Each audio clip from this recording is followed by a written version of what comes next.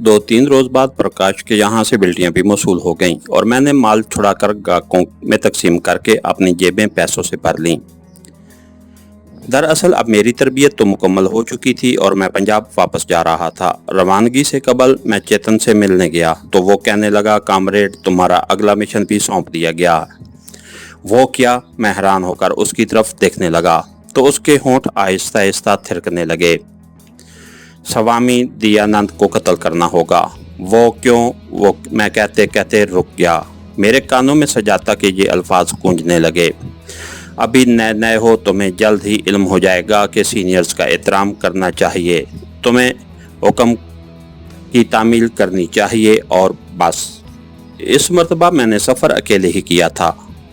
अपनी आमद की इत्तला मैंने बज़रिया तार प्रकाश को दे दी थी और मेरी तवक्कुआत के मुताबिक लुधियाना के रेलवे स्टेशन पर पूनम, सदर रचना और प्रकाश मेरे इस्तकबाल के लिए मौजूद थे।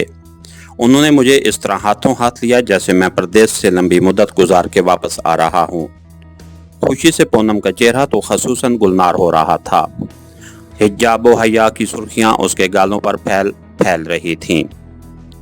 उसकी ये कैफियत देखकर मैं अक्सर कट के रह जाता, क्योंकि जल्द या बदेर हमें अलग हो जाना था।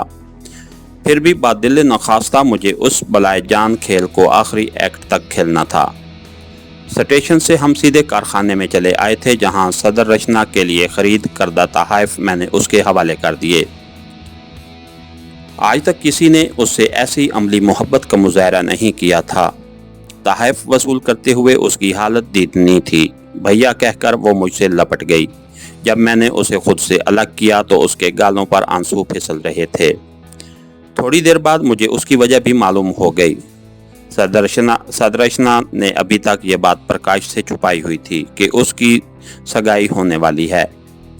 अब तक मामला सिर्फ उसकी जिद की वजह से रुका हुआ था और उसके पिताजी ने उसके घर से बाहर निकलने पर पाबंदी लगाने की धमकी दे दी थी। ये बातें उसने मुझे अलहदगी में बताईं, लेकिन औरत थी, दिल का बोझ हल्का करने के लिए वो उनका तज़किरा मुझसे पहले पूनम से कर चुकी थी। प्रकाश जिस रफ्तार से ज़िंदगी की दौड़ में आगे बढ़ रहा था उस पर सबकी नज़रें थीं। मकामी मार्केट की हद तक उसने अपना मकाम बना लिया था और अब वो इस काबिल हो चुका था कि हम सदरशना के पिता से उसके रिश्ते की बाबत बात कर सकें। लेकिन बाबूजी के जेल में होते हुए ये जिक्र कुछ अजीब सा भी दिखाई देता था। दूसरी तरफ अगर उनकी रिहाई का इंतज़ार किया जाता तो बात बिगड़ सकती थी। जिस तूफ़ानी मोहब्बत में वो दोनों मुब्तला थे, दूसरी जगह शादी की सूरत में उसका नतीजा दोनों की तबाही के अलावा और क्या निकल सकता था। मैंने सदरशना को तसल्ली दी और उसके कहने पर वचन भी दिया कि उसकी शादी सिवाय प्रकाश के और किसी के साथ नहीं होगी। इस बात में मैं एक तरह से मेरी ज़हनी तस्कीन का भी किसी हद तक सामान मौजूद था। कम अज़ कम उनसे बिछड़ने से पहले उन्हें एक खूबसूरत याद तो सौंप सकता था। सदरशना घर चली गई तो हम तीनों रायकोट चले आए, जहां माता और मूसी जी सालग्राम के साथ मौजूद थीं।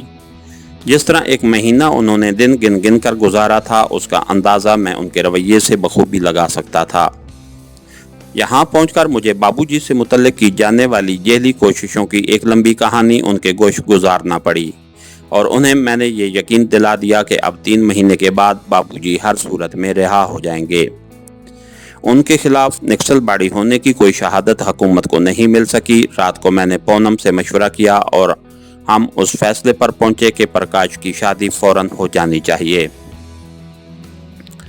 लेकिन माताजी शायद ये बात ना माने और प्रकाश भी। पूनम ने मेरी बात सुनकर कहा, क्यों, इसमें कौन सी कबाहत है? मैंने हैरानगी से पूछा। असल में मूसी जी कह रही थी कि बाबूजी के रिहा होते ही कोई शब घड़ी देखकर दोनों विदा इकट्ठे कर देंगे। उसने ये बात रुक रुक कर और बड़ी मुश्किल से मुकम्मल की। शर्म से उसका चेहरा धंक रंग हो रहा था।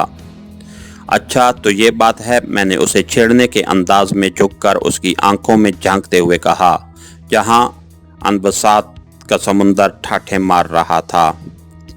पूनम खामोश रही। शर्म व हया ने उसकी ज़बान बंद कर रखी थी। देखो भाई, अपन को तो ऐसी कोई जल्दी नहीं है और फिर तुम कहीं भागी तो जा नहीं रही, जबकि उस तरफ मामला दूसरा है। फिर ये डबल शादियों का चक्कर कुछ ठीक नहीं लगता मुझे। आदमी अपनी शादी में शरीक हो या दूसरे की शादी में शिरकत करे। मैंने आराम कुर्सी पर ढेर होते हुए कहा। اچھا مہاشے جی، جیسی آپ کی اچھیا، اب داسی کے لیے کیا حکم ہے؟ اس نے موضوع بدلنے کے لیے مسکراتے ہوئے کہا۔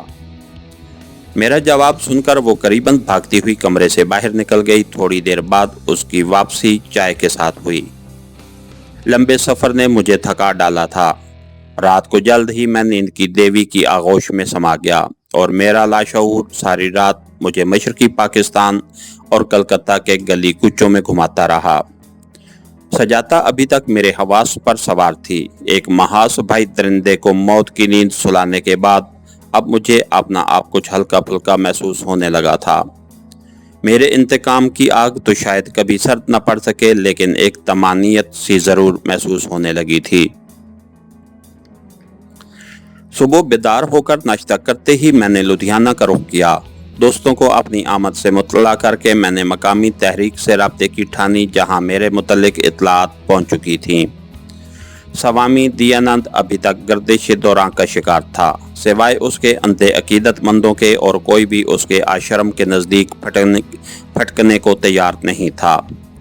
نکسل باڑی اسے مارنے پر کیوں تلے تھے، اس کی کوئی خاص وجہ میری سمجھ میں نہ آ سکی، سوائے اس کے کہ وہ اسے زیر عتاب دیکھ کر کوئی پرانا قرضہ چکانے کے چکر میں نظر آ رہے تھے، کیونکہ سوامی جی سے یہ بعید نہیں تھا کہ انہوں نے تحریک کو نقصان پہنچایا ہو، اور نکسل باڑی اپنے مجرموں کو کبھی معاف نہیں کرتے۔ اس بات کا اندازہ میں نے قیام کلکتہ کے دوران ہی لگا لیا تھا۔ اگر حالات ان کے خلاف ہو جائیں تو وہ تھوڑی دیر کے لیے دم ساتھ لیتے ہیں، لیکن اپنے قول سے ہٹتے ہرگز نہیں، اور موقع کی تاک میں رہتے تھے۔ پھر جب ذرا سا بھی موقع ملتا وہ اپنا کام کر گزرتے تھے۔ ان کی اس عادت کے پیش نظر ان کی دہشت سے بھارت کے در و بام کانپ رہے تھے۔ ایسے تمام لوگ جو ان کی بلیک لسٹ میں آ جاتے، ان کے لیے زندگی اجیرن ہو جاتی، تا وقت کے موت کا بے رحم پنجہ انہیں نہ دبوچ لے۔ خفیہ ٹھکانے پر میرا استقبال اسی سکھ کامریڈ نے کیا جس نے مجھ سے پہلی ملاقات کی تھی۔ منوہر سنگھ کو میرے متعلق خفیہ ہدایات پہنچ چکی تھیں، اور یہ بھی علم ہو چکا تھا کہ میں تحریک کے بڑوں کی نظر میں محض ایک کارنامہ انجام دینے کے بعد ہی آ چکا ہوں۔ اس کے استفسار پر میں نے بتایا کہ میں سوامی جی کے درشن کر چکا ہوں۔ اب مہاتما کے پرلوک سدھارنے کا بندوبست بھی آپ ہی کریں گے کامریڈ، اس نے مسکراتے ہوئے کہا۔ ٹھیک ہے، میں نے لاپرواہی سے جواب دیا۔ چائے کا دور مکمل ہوتے ہی اشوک بھی وہیں آ گیا، اور ہم تینوں سر جوڑ کر سوامی جی پر لوک یاترا کا پروگرام طے کرنے لگے۔ ایک متفقہ فیصلے پر پہنچنے کے بعد ہم اٹھ کھڑے ہوئے اور ایک دوسرے سے گرم جوشی سے مصافحہ کر کے رخصت ہو گئے۔ ہمارا پروگرام اگلے 3 روز کے بعد طے پایا۔ 2 روز کے بعد بابو جی سے ملاقات کا دن آ رہا تھا، جس کا مجھے بڑی بے چینی سے انتظار تھا، کیونکہ اسی روز مجھے 2 اہم باتوں کا فیصلہ کرنا تھا۔ نکسل باڑیوں سے تعاون جاری رکھنا اور پرکاش کی شادی کا فیصلہ کرنا۔ منوہر سنگھ اور اشوک سے ملاقات کر کے میں نے بجائے کسی سواری کے پیدل ہی پرکاش تک جانے کا فیصلہ کر لیا، کیونکہ لدھیانہ چھوڑے 1 ماہ قریباً ہونے کو آیا تھا، اور حالات اتنی تیزی کے ساتھ بدل رہے تھے کہ اگلے پن کا گمان نہیں ہوتا تھا کہ اب کیا ہو جائے۔ عوامی سوچ کے دھارے بھی حالات کے ساتھ ہی بدلتے ہیں، اور بھارتی جنتا کے وچاروں سے آگاہی حاصل کرنا میرے لیے اتنا ہی ضروری تھا جتنا کھانے کے ساتھ پانی پینا۔ میں ماتا رانی چوک کے قریب ایک ہوٹل میں جا گھسا۔ یہ عام سا ہوٹل تھا، جہاں عموماً سفید پوش قسم کے لوگ آ کر بیٹھا کرتے تھے، لیکن اندر خانے یہاں کیا ہوتا ہے اس کا علم مجھے اسی روز ہوا۔ حالانکہ اس سے پہلے میں کئی مرتبہ یہاں آ چکا تھا۔ اس ہوٹل میں زیادہ تر مقامی دفاتر کے کلرک وغیرہ آ کر بیٹھا کرتے تھے، اور ایسے لوگوں کو سیاسیات میں کچھ زیادہ ہی دلچسپی ہوتی ہے، اور اپنی معلومات جتانے کے شوق بھی، جو یہاں عموماً ایسی باتیں سننے کو مل جاتی تھیں جو واقعی خفیہ فیلوں میں ہی درج ہو سکتی ہیں۔ میں تو اپنے چکر میں یہاں آیا تھا، جبکہ یہاں ایک دوسرا چکر چل رہا تھا۔ میں نے ایک ایسی جگہ منتخب کی تھی جس کے چاروں اطراف میزوں پر بابو لوگ اونچی اونچی آوازوں میں مصروف بحث تھے۔ بظاہر میں چائے کی چسکیاں لیتا ہوا اخبار کے مطالعے میں غرق تھا، جبکہ میرے کان ان کی طرف لگے تھے کہ اچانک ایک طوفان بدتمیزی اندر گھس آیا۔ درجنوں کی تعداد میں پولیس کے مسلح جوانوں نے چھوٹے سے ہوٹل پر دھاوا بول دیا۔ वो मरकजी दरवाज़ा जिसके ज़रिए अंदर आया और बाहर जाया जा सकता था, उस पर थानेदार और उसके मातहत सिपाही राइफलें ताने खड़े हो गए। वहां मौजूद करीबन सभी लोग हक्के बक्के एक दूसरे को आंखें फाड़ फाड़ कर घूर रहे थे और अभी तक किसी के पल्ले कुछ नहीं पड़ा था। सबसे पहले मैं ही उठकर खड़ा हुआ। मेरा रुख सीधा दरवाजे की तरफ था।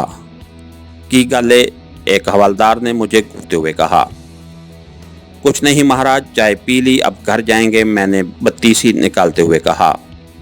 जवाब में उसने मुझे 3-4 गालियों से नवाजते हुए आगे बढ़कर धक्का दिया और मैं अपने साथ वाली मेज से टकराता एक लालाजी पर आ रहा।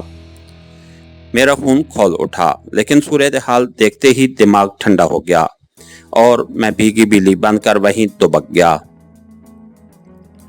थोड़ी देर बाद मैनेजर के केबिन से 4 आदमियों को मैनेजर समेत धक्के देते हुए पुलिस वाले बाहर लाए। ये लोग जुआ खेल रहे थे। शायद इस होटल में कोई बड़ा मुंजिम किस्म का छापा पड़ा था, क्योंकि थोड़ी देर बाद ही पुलिस वहां मौजूद करीबन 20-25 गाहकों को भी धक्के देते हुए बाहर लाई और मुझ समेत सबको एक कैदियों वाली लारी में ठोंसकर आज़म थाना हो गई। ये सब कुछ इतनी तेजी से पेश आया कि मेरा ज़हन ही एक तरह से माफ होकर रह गया। भरे परे बाजार से भागना सिवाय हमाकत के और क्या मैं नहीं रखता था। मैंने बाद दिल नौखास्ता अपने आप को तकदीर के हवाले कर दिया। मेरा ख्याल यही था कि पुलिस वहां सिर्फ मुल्ज़िमों को बंद करके बाकी लोगों को रिहा कर देगी, लेकिन यहां आकर मालूम हुआ कि नए पुलिस कप्तान ने कारकर्दगी दिखाने के शौक में ये कारनामा सर अंजाम दिया है और नेक चलनी की जमानत दिए बगैर यहां से छुटकारा मुमकिन नहीं। खैरियत ये गुजरी कि अभी तक हमारी जामिया तलाशी नहीं हुई थी। मैंने एक सिपाही को ताड़ा और करीब आने का इशारा किया।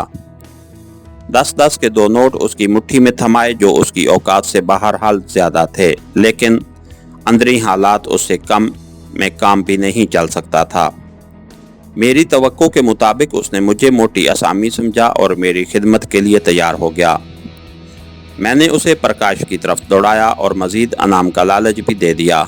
करीबन 1 घंटे बाद जब पुलिस तमाम गिरफ्तार शुदगान की जेबें खाली करके उनको हवालात में बंद कर चुकी थी, प्रकाश एक वकील के साथ फरिश्ते रहमत बनकर पहुंच गया।